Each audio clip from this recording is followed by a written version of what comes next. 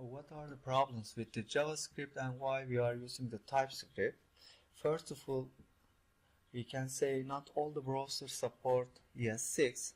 This is one of the main problems with the JavaScript. Let's give an example.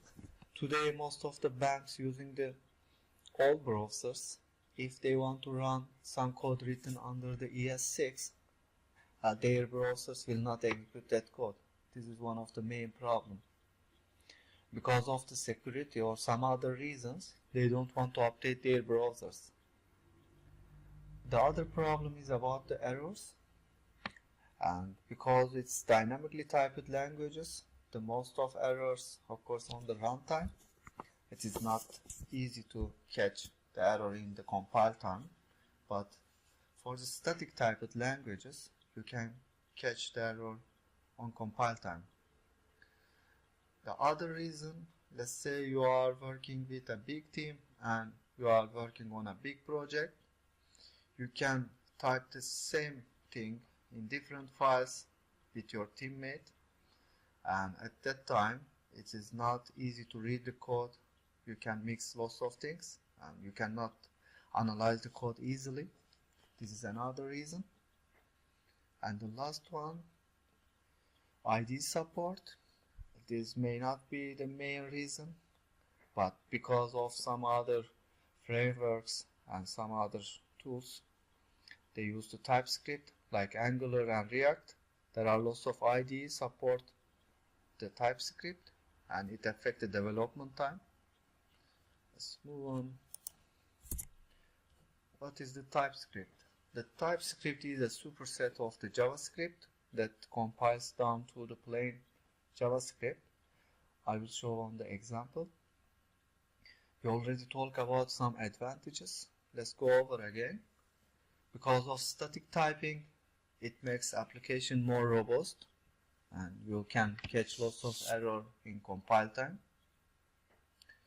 Also, you can say JavaScript support prototype based object oriented, but it's not a real object oriented, and the TypeScript solves that part for us.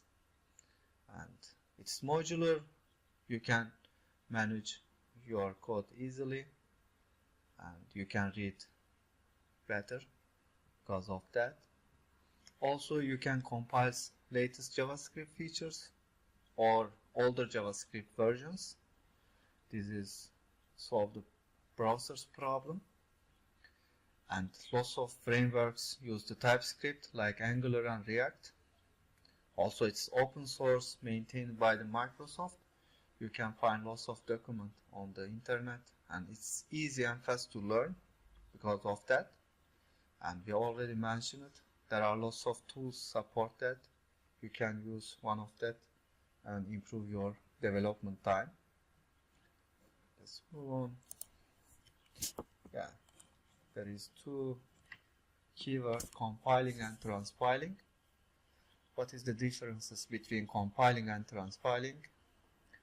The compiling is a general term for taking a source code written in one language and transforming to another language.